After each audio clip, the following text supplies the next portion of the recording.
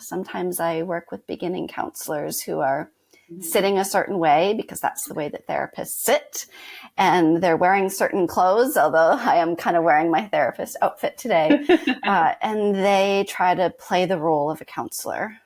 And so as I have settled in, it's been really important as part of that growing, journeying process to really know that what I bring, my humor, my serious tone, my sarcasm from time to time, my intensity, actually is the really beautiful part in what clients need.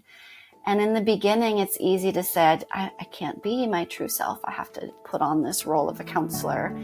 And it's really who you are and what we bring that makes us unique and builds the therapeutic relationship. Welcome to the Living Wholehearted podcast, helping leaders live with integrity.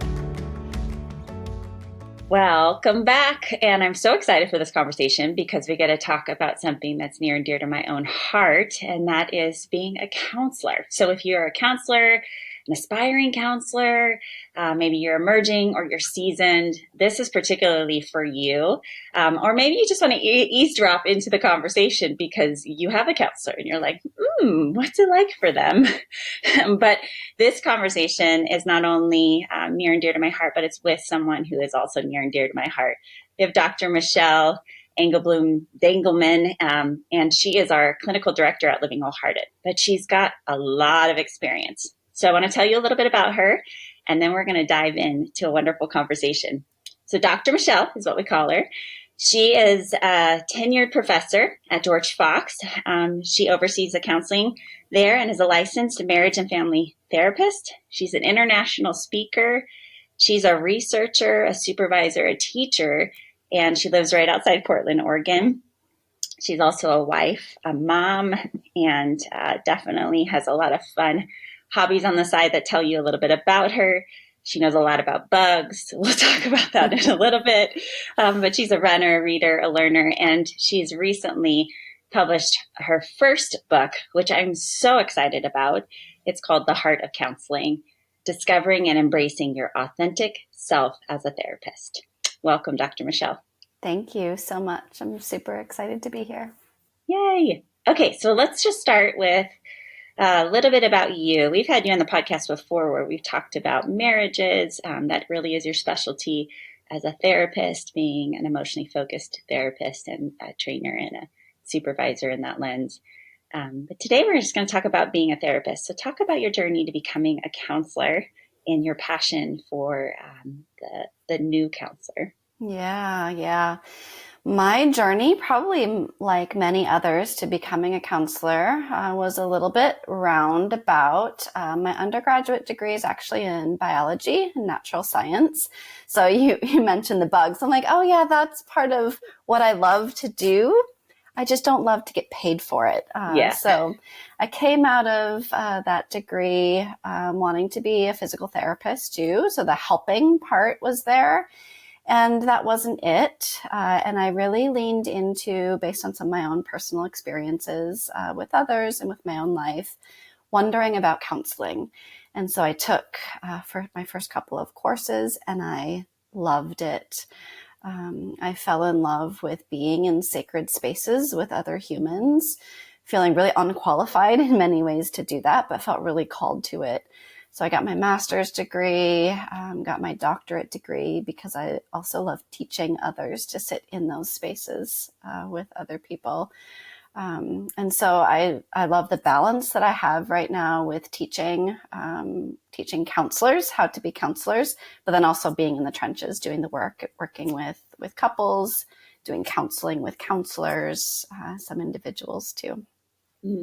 I love it. The variety is life-giving and something we'd encourage a lot of counselors to do, to have a variety, to be able to make it in this field long-term. Now, something that I learned early on in my career, being in the field for about 20 years, I started out in full-time ministry, resisted going into become a therapist, but also a call, felt very called. So out of obedience, went to school. But I noticed that sitting with a lot of counselors over the years, we can actually get pretty unhealthy if we stay in this field and don't do our own work. So talk a little bit about that, Michelle, just some of the things that people don't know when they enter the field.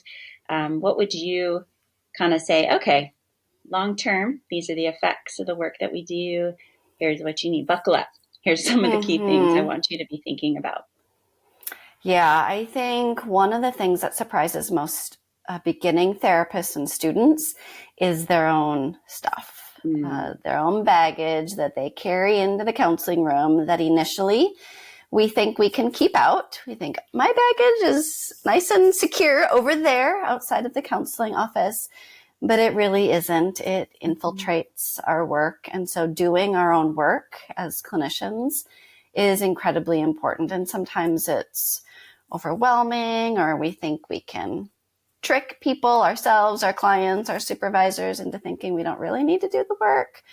But those ghosts, that baggage can follow us in pretty detrimental ways, lead to burnout, lead to unhealthy choices, unhealthy boundaries.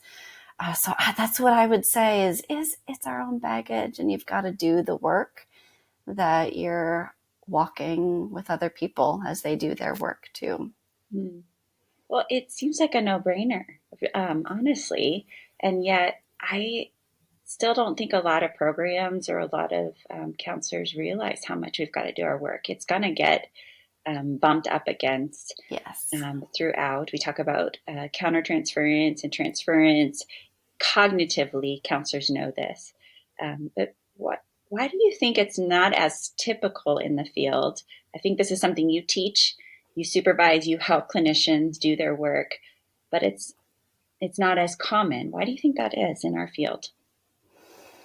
I think a couple of things. I think people try to just beat the system. Like, other people need counseling, but not me. And then I think it's hard to ask for help. It's hard if you are a helper to say, I'm a helper and I'm competent and I'm good at what I do, and I need help. That paradigm is a little tricky for people. It's tricky to just feel confident and competent, but also have the humility to say, I can be both. I can both need help and be a helper. And it's a tricky paradigm.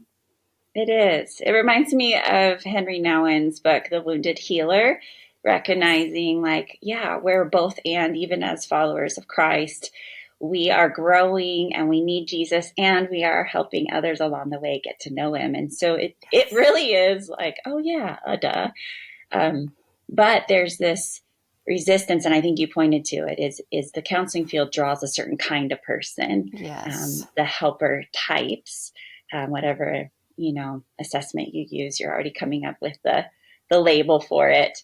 But it draws people who are either really curious about humans or really just their heart aches for humans and the struggles that we have. So the only way that we can really help people is to do our own stuff and get our baggage down to carry-on size, what we say at Living Wholehearted. One of the things that you and I are both passionate about is helping therapists be healthy leaders. I mean, we're leading in such profound, sacred ways in the depths of people's lives. And so to have our own sense of integrity and showing up with who we are, you are passionate about this. So talk about your own journey to becoming authentic and figuring out how to become the kind of therapist you are. Oh, that's a great question. I would say I'm still on that journey. So it's not a past tense, it's a current tense, although I have sure learned a lot along the way. I think it starts both inside the counseling room and outside the counseling room. So in the counseling room, it can start with even just the basics of, are you comfortable in your chair? Sometimes I work with beginning counselors who are sitting a certain way because that's the way that therapists sit, and they're wearing certain clothes, although I am kind of wearing my therapist outfit today, and they try to play the role of a counselor. And so as I have settled in, it's been really important as part of that growing, journeying process to really know that what I bring, my my serious tone, my sarcasm from time to time, my intensity actually is the really beautiful part and what clients need.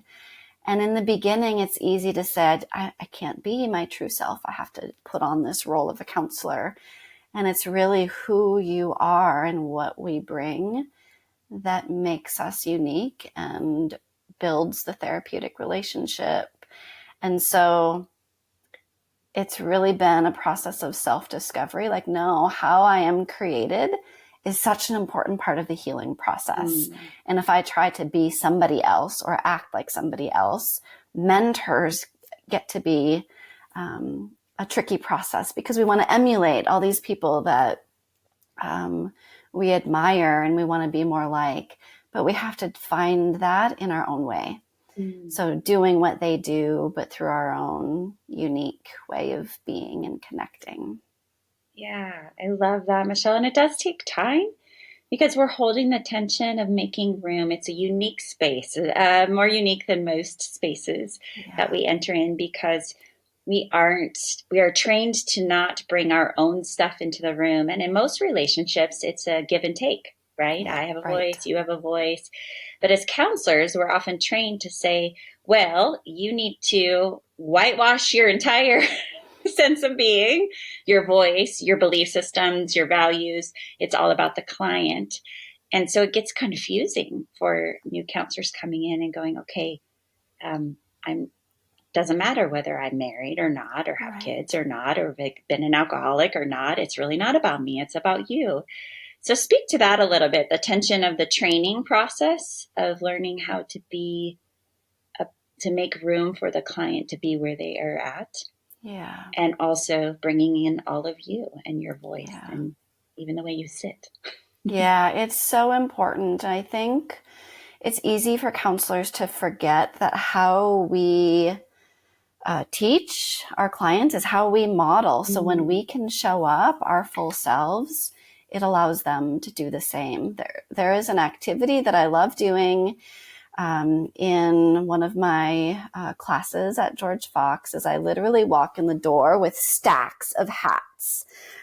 Claire, my daughter, is 11 now, so she has many less play hats than she did before, but I walk in with a police hat and a fire hat and a astronaut and a cowboy hat, and I balance them all to really represent that we all walk into therapy rooms wearing these different hats. So my mom hat and my wife hat and my coaching hat and my daughter hat and my Christian hat. I come into this space wearing all of the hats. My goal is that my therapist hat is on top, but I can't take off the other ones. People think, oh, I just have to wear my therapist hat. Like, no, actually, my mom hat really informs and helps me connect with moms and daughters even in ways that I couldn't if I took that hat off. And so it's imperative actually that we keep our hats on, just reorganize the landscape of them so that when we're in the counseling room, our therapist hat is on top. But clients actually really love to see that we are human. We are moms and daughters, and we don't necessarily share all of our struggles and share all of our stories, but it's important for clients to know that we're human too. And it's a part of, I think, their settling into feeling more vulnerable, that we're not perfect people and we haven't arrived. We have our own stuff as well. Yeah. In fact, perfect people are like the worst to share with. I can't find them, by the way, but when someone's portraying themselves of having it figured out, and yet there is a tension that you spoke to earlier of also, we want to be doing our work. We want to be modeling or at least practicing what we're preaching. So if I remember, after 20 years of doing this, Michelle, I laugh because it holds me accountable. I'll have done some really amazing work with a couple. And then I come home and I'm like, I probably should be doing this with my own husband. Take my own advice. Yeah. And to listen in the same way So how easy it is to not practice what we preach. And so I think as counselors with such a sacred role of going into the pain and the grieving and the suffering and the confidential spaces that we're afraid to let others in, it really helps us, honestly, to be more honest and real with who we are. I think we have a greater opportunity. Yeah. So let's talk a little bit about the tension even with being authentic in our faith. We live in Oregon, and we have some really strong ethics, again, about making sure that clients are honored and their own spiritual faith journeys are honored. And yet you're saying, show up as who you are. And if you're a follower of Jesus. So how do you walk alongside your counselors who are trying to wrestle that out? How much do I bring that in the room? What would you say when you're thinking about the tension there? I think one of the things that I have learned over time, and I teach when I'm working with counselors, is we can bring our faith into the room without ever saying anything about it. So how we model different value systems and faith systems can be done without speaking about it at all. I do think it's important that we check in with clients about what that means for them, whether their faith tradition is an important part of what they're hoping to bring into the counseling room. And even if my faith appears to match their own, it's also just really important that we're always curious, because we may have different ideas of prayer or different ideas of a solitude or anything. So it's important that we are just so curious about what their values mean to them and how they can be similar to ours or very different even. Such a good point. And again, we at Living Wholehearted, we're very sensitive to even the spiritual abuses and toxic faith messages that get woven into a lot of our stories and our faith systems. So that curiosity is so important to really recognize that even when we're using the same words, our stories inform the lens of which we understand love from the Father. I mean, what kind of father figure did you have in your life, and what was your experience of a father? So when you say love of a father, that means all kinds of things to all kinds of stories. And so I love that, remembering to stay curious and showing up that God is in us. You know, his spirit is in us and present with us. And we don't have to go around saying his name overtly for people to sense him or his peace. Even being a non-anxious presence in the midst of such anxiety and pain and suffering, that empathy that we bring is God himself showing up and embodying. Michelle, I heard this yesterday. I was speaking at a conference, and this young woman came up. I was speaking on what daughters need today and what girls are facing. And she came up, I think a youth leader, I'm guessing. She works in the church. And she was asking, I had this young girl come and said, where was God in my sexual abuse? Where was God? And she goes, I have no theology for that. I don't know how to answer her. I don't know what to say. And I think as counselors, sometimes we think we're supposed to have the answer. Yes. So she said, what would I do? What would I say? And I just said, you joining with her. She was weeping. And I said, and crying with her is showing up as God, the Father, and the presence of the Holy Spirit and the love of Jesus. And she just, her eyes lit up and went, oh yeah. I said, you just being with her and weeping. And recognizing that that's not how it's supposed to be. Yes. But holding back from answering the question, right? And so talk about what you love to do in growing these young therapists, from when like the tendency to want to answer all the questions and fix all the things in the room, to what would you say is a really healthy, mature, you got this, you're showing up authentically, and you're doing really good work. Walk us through that. Yeah, such a great question. I would say I I hate this cliche phrase, your presence is your present. But also there's so much truth in that. And your story really mirrors that when you are arriving, you just really have faith and assurance that your presence matters. And you don't have to have the answers. There doesn't have to be this movement. I think people, just like you're saying, think they have to have answers or there has to be movement. And actually just being present and with is such a gift, and is a lot of the work of a counselor, is just being right there in the moment and not having the answer. But just like your story demonstrates, just saying, I don't have the answer. I'm here with you. I don't know. I'm here.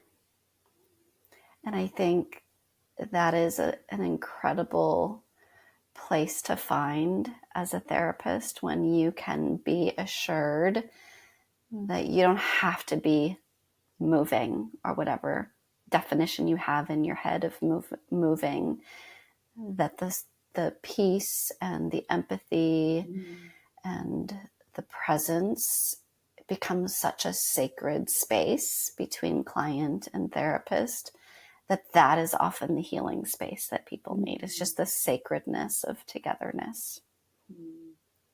It's so true. And all of the research points to that, Dr. Michelle, right? Like Yes. what we see, that the brain heals in not what happens to us, but what happens after what happens to us. So when we're met with an empathetic, caring, loving presence, when we can tell our story, we can grieve, we can feel it to heal it, in my Tuesday saying, and have a witness and somebody who's just with us. We heal. And so often we just don't get that as kids, and we don't get that in our marriages, and we don't get that with our friendships, and we don't get that with our pastors. And so that's where counseling has come in as a really a practice of what this can look like, what this can feel like. And when we've experienced it as clients and even as counselors, the ripple effect goes out into the community. So it's profound that way. Okay. Any thoughts on that before I take you on a different direction? Let's journey. Okay. So many people see you, who know you, Dr. Michelle, see you as like EFT Jedi. Like you are the go-to. Everyone just is in awe of how it oozes out of you, how you're present with people and can really help them get underneath the hood without them knowing they're getting underneath the hood. But you weren't always there. That wasn't always easy for you. So talk about your early years as a counselor, some of those insecurities, normalize what the journey looked like, maybe share some insights into your own stories. Yeah. It's funny because I am EFT through and through, and I like sharing a story that in my master's program, we had to do some final capstone project and pick a theory and apply the theory. And the theory that I picked was cognitive behavioral theory. It's usually really? when I'm telling it in the classroom where people go, oh, what? Yeah. I was drawn to CBT because it's black and white. It gives me answers. It gives me direction. And I think as beginning therapists, it's really reassuring to just have an outline, talking points even. And so I was a CBT therapist when I started. And then I worked, my first couple of jobs were in residential facilities. And CBT was really effective. There's definitely time and places for CBT. It was really effective.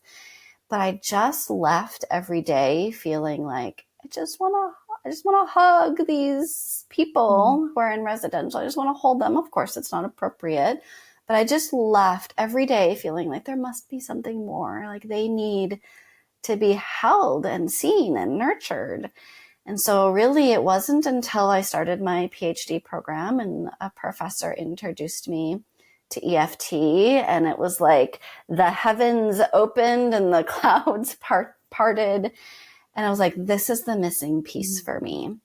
It was the really being seen and walking the journey of you are so much more than your behaviors, so much more than the negative behaviors that I see on the floor in residential facility.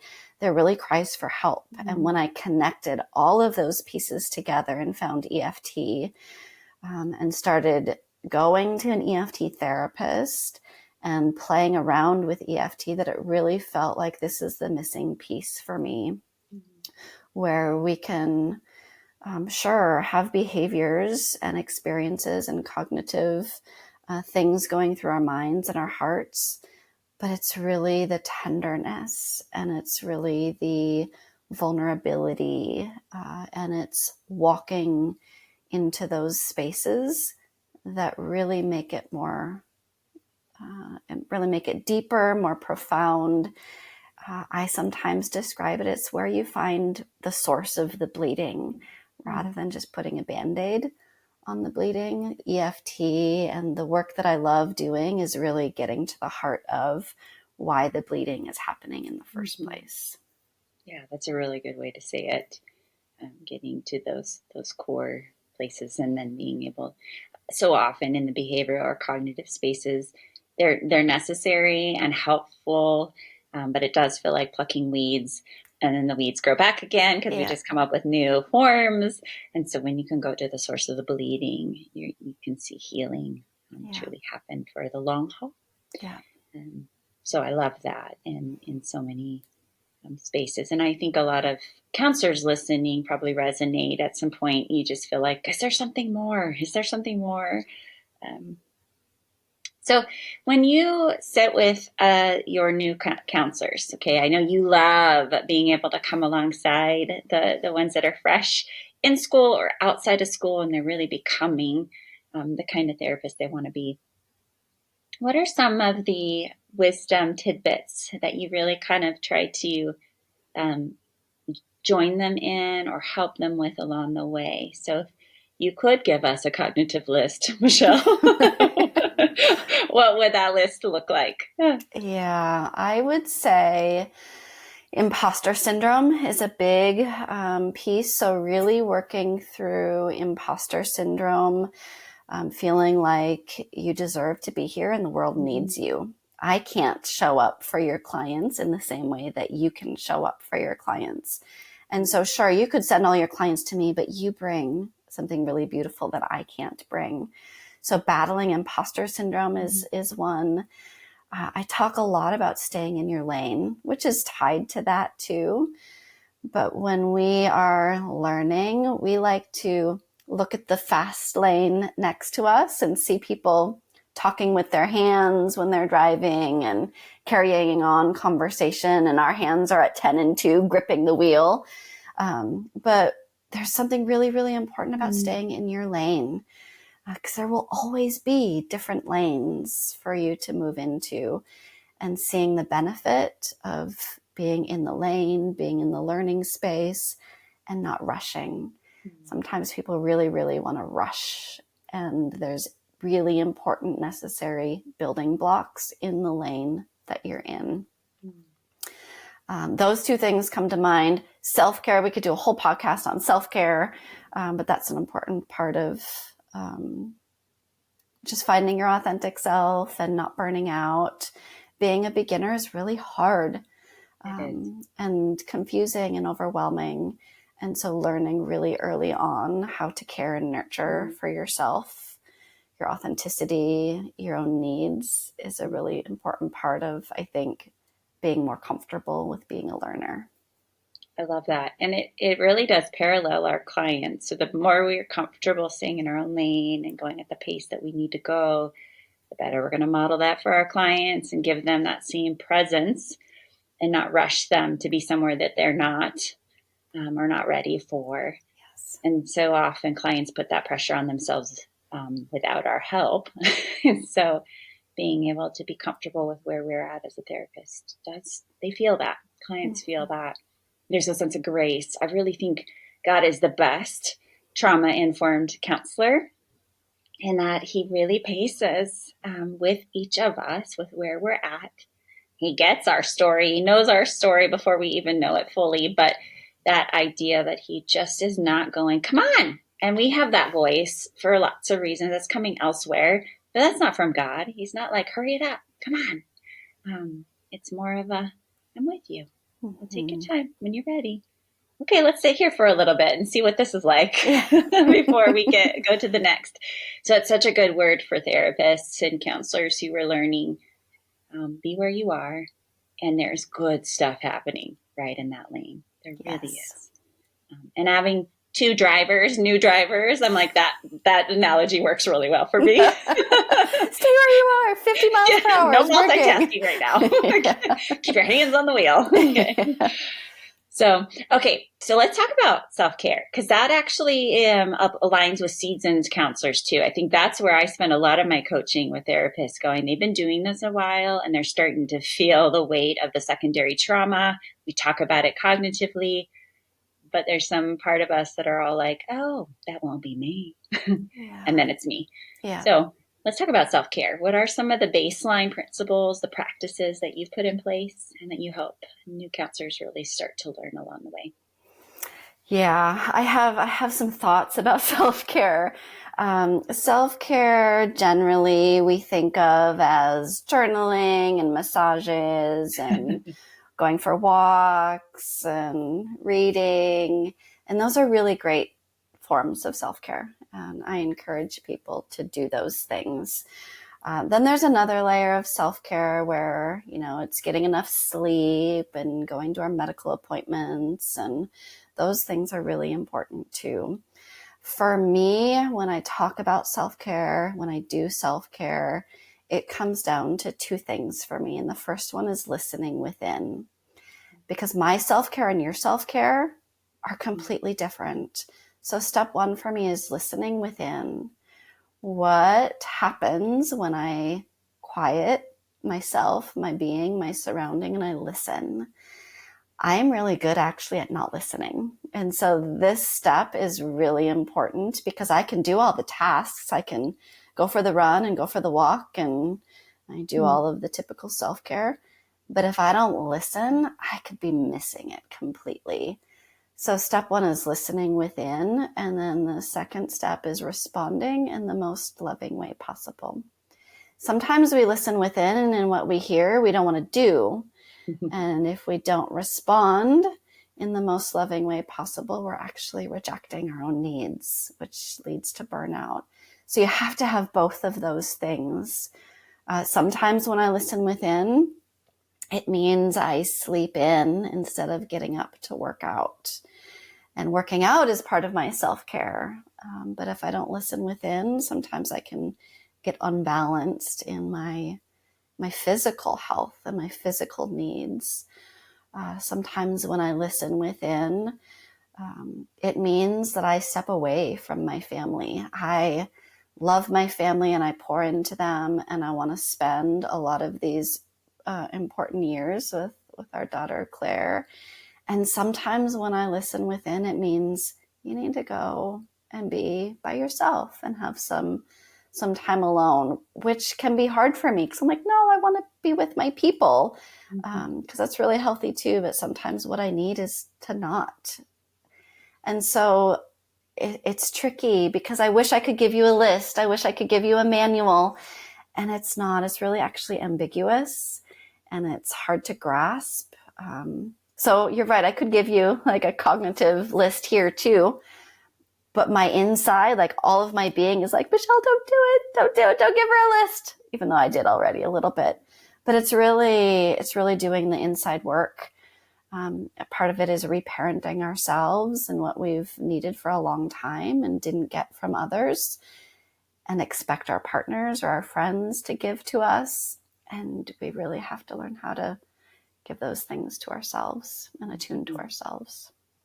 I dumped a lot. No, I loved it. And I mean, if I summarized without dismissing all of what you're saying, the point is you're going back to like, you really got to figure out who you are and be comfortable with who you are. And I'm going to back up the truck a little bit and just say, and God's excited about who you are. Yes. And the way he made you is specific for the clients he wants you to serve Yes, and to be yes. with. And the way that you do self-care, you've got to really slow down and listen and not look over at somebody else's lane and be thinking, well, I should be doing it that way, when you got to know who you are, how you're wired. And some of that is the reparenting. So I can imagine some listeners being like, they're sounding really psychobabble. And I'm like, yes, we're two therapists, so let us talk. If you're a counselor, you're loving it. But the reparenting is something we're helping our clients do. And us as counselors, it doesn't just stop after you've figured it all out. We have to keep in step day to day. What does today need? Yeah. Tomorrow has its worries of its own. Focus on today. And I loved how you said, like, today I might not be working out. I actually might need to sleep in. And there are a lot of times when we do have to show up for our clients when we don't want to. Okay, so let's just talk about that. Because there are days where I'm like, I don't want to get out of bed. I'd rather just watch a Hallmark movie and drink some tea. But I got 7 clients on my case list today. I need to join in and be with them. So let's talk about that. What do you do there, Michelle? How do you advise your supervisees as you walk with them in that space? Because that's a common one for counselors as well, and for any helper. Yeah, I think discerning whether it is a day where you just got to get up and do those 7 sessions, or if it actually is a day where you need to consider canceling the sessions. And I think consulting with a colleague or a supervisor is a really good way at just discerning. Most of the time, though, you're going to probably land on, this is one of those days where I just have to get out of bed and do those 7 sessions. And it's one of those things where I have those days, and it feels really big and overwhelming when you're still in the bed or dragging your feet, walking around the house with your cup of coffee. And it's life changing when you follow through. So the days are rare where at the end of the day, I'm like, oh, I wish I would have just stayed in bed.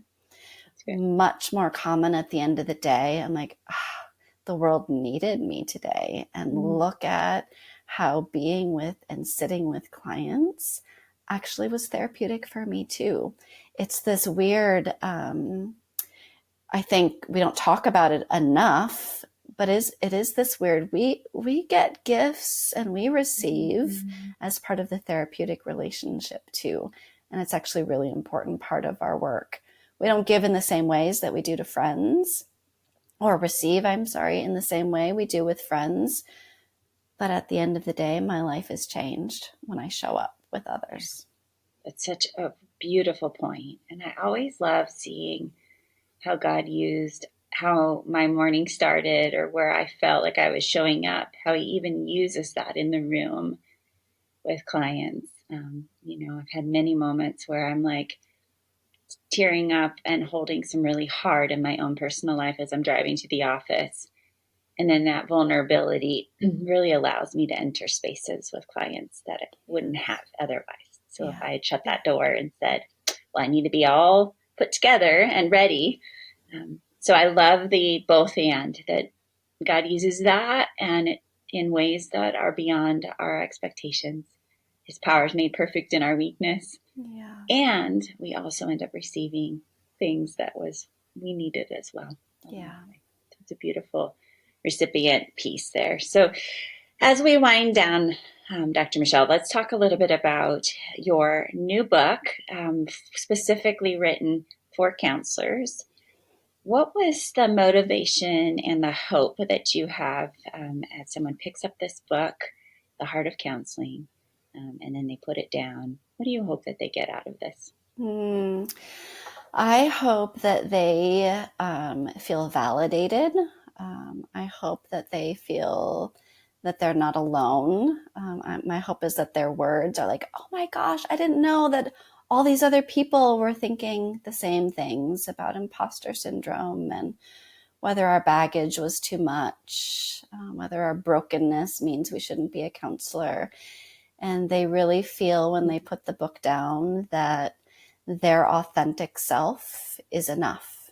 And not only is it enough, but it's a gift to their clients. Love it. I'm so excited. Where can people get this book, The Heart of Counseling? Yeah, it'll be available anywhere online books are sold. Amazon is a great one, a popular one. Okay, wonderful. Now, we're excited to announce one of the first cohorts that we are doing for helpers. We'd love professional counselors, and whether they're in the early stages of their career. Dr. Michelle, you supervise in California, Washington, and Oregon. I supervise in Oregon. But for anyone around the world who would like to join us for a 2-year journey, we're going to walk alongside clinicians, young and more seasoned, who really want to be able to have a safe, confidential place. We'll be providing them with individual coaching. We're going to do group sessions where you and I are leading that and walking them through principles from Shrinking the Integrity Gap, the Heart of Counseling, and a whole bunch of other things that we have in store for these counselors. And then we're going to come together for some beautiful retreats, some very intentional time out here in the Willamette Valley of Oregon. So if that is something that you are interested in as a professional in the field, we would love to have you. We're limiting the space to probably around 10 to 12, and applications are open. You can go to livingwholehearted.com/cohort, and you'll see the helpers cohort there where you can learn all about dates and pricing. But we're so excited. We're excited to launch this fall, 2024. And I think we do this with our own clinicians. It's a part of the journey that we have as a team with our professional counselors and our executive coaches. And we just wanted to be able to extend that beyond. We know that counselors often feel very alone in their spaces and are overwhelmed. And it's important for us to learn a different way. You can be a healthy counselor who can stay in the field for the longevity of this work and find that whatever space and season you're in, you can adjust things along the way. As Michelle's saying, like, where am I? What do I need today? And so having someone like Dr. Michelle and I to come alongside you who's been in the field many years in lots of different ways, we would be honored to do that with you. So definitely go to livingwholehearted.com/cohort, check out the helpers cohort. And then if you want to just connect with Dr. Michelle, whether you want some coaching or you want some counseling, or you just want to learn more about all the resources, the professional contributions she's given to the field, where can they go, Dr. Michelle? Yeah, they can go to livingwholehearted.com and find my coaching, find my counseling. I have a book website, michelleengblom.com as well, that will have information about my book. Okay, we'll have that in the show notes. And why don't you just end with one last word of encouragement for all the helpers out there listening? What would you like to say as we close today? Yeah, my greatest encouragement is really realizing and embracing that you are your greatest intervention. Who you are and what you bring is the best tool that you will ever have as a counselor. Amen. If you can land there, it's a pretty important place to be. It is. Frees us up from all of the other pulls on us and stressors. So, well, thank you for being with me today. And I really love doing this work with you, Dr. Michelle, and the gift it is, the privilege it is. So thank you for being with me today and just a part of the Living Wholehearted team. Thanks, Tara. It's a privilege. Thank you. And again, if you want professional counseling, if you just need to do your own work and get your baggage down to carry-on size, we've got an amazing team of people of both character and competency. Go to livingwholehearted.com. You just want to be a part of our community learning. We have a newsletter. We'll send it out once a month where we're giving you ongoing resources. So thank you for being with us in this podcast. I hope you're encouraged today as we're helping leaders live with integrity in their life and their home, in their community, in their workspace. And professional counselors, we're with you. We're rooting for you. So thank you for joining us. Until next time, continue to grow and become the leader you would follow. Well, did you know that we're not just podcasters? One of the best ways to connect with Tara and I and our whole team at Living Wholehearted is our website, livingwholehearted.com. There you're going to find the books that we've written, our e-courses, executive coaching, organizational development, and professional counseling services. And then one of our favorite things that we're up to these days, our wholehearted leadership cohorts, where we take groups of leaders for 1 to 2 year journeys together. It's amazing. While you're there, for fresh content, make sure that you sign up for our e-newsletter. That's where we're putting out stuff every month that you want to keep close with. So visit livingwholehearted.com. You can also join us on socials at living_wholehearted on Instagram, and we are Living Wholehearted on Facebook. You can also follow me at Tara Matson on Instagram. We love to engage with you personally there, so make sure you reach out. Leave us a review if you're enjoying this podcast. Hey, thank you for caring about being the kind of person and leader that lives with integrity.